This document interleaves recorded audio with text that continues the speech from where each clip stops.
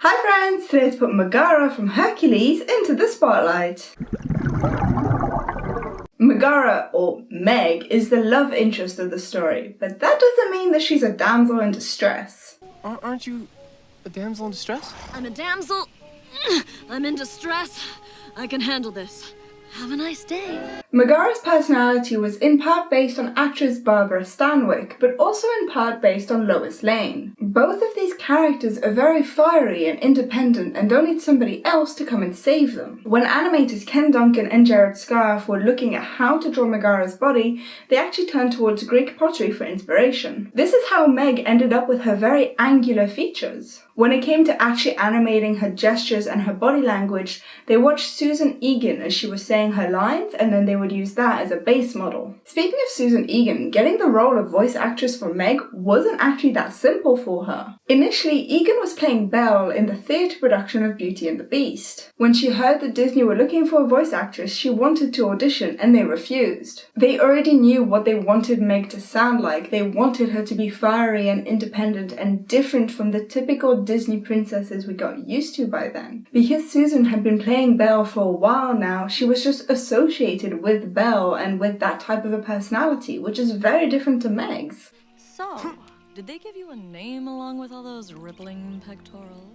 Disney eventually let Susan Egan audition, more because they just weren't finding a voice anywhere and they thought they may as well just give her a chance. Egan ended up stunning them with her performance and really proving that she could play a wide variety of characters. This isn't the only link between Megara and Belle. Meg was the first Disney heroine since Belle to have the same voice actress do both her speaking lines and her singing lines. It's too cliche, I won't say I'm in love. Obviously, Megara's appearance is very different to the other Disney women that we're used to seeing. She has an extremely angular body, a very, very thin waist, and very thick hair. I wonder if maybe I haven't been throwing the right curves at him.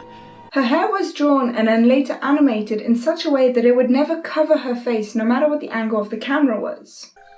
When I was a kid, I would have given anything to be exactly like everybody else.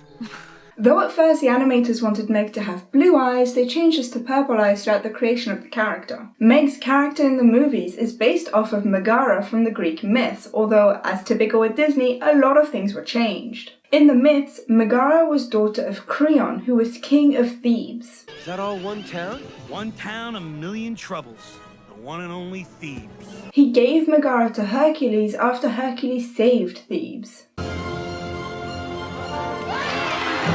She is therefore Hercules' wife in the myths and not his girlfriend or love interest. They had two children in the myths, a boy and a girl, but unfortunately Hercules killed them when Hera drove him to insanity. Some stories say that Hercules also killed his wife Megara at this point, but other stories say that she was just given to another man. I'm not sure that the feisty Meg that we see in the movie would be okay with being given to men in this way. Hey, I've sworn off manhandling. What's your favorite Greek myth? Please tell me in the comment section down below. And until next time, happy bubbles! If you want to see any of my other videos, you can click on the box on the left to find out quite a few facts about Hades, or you can click on the box on the right to find out how deep Atlantica actually is. Please leave a like if you enjoyed this video and subscribe so you don't miss any future videos.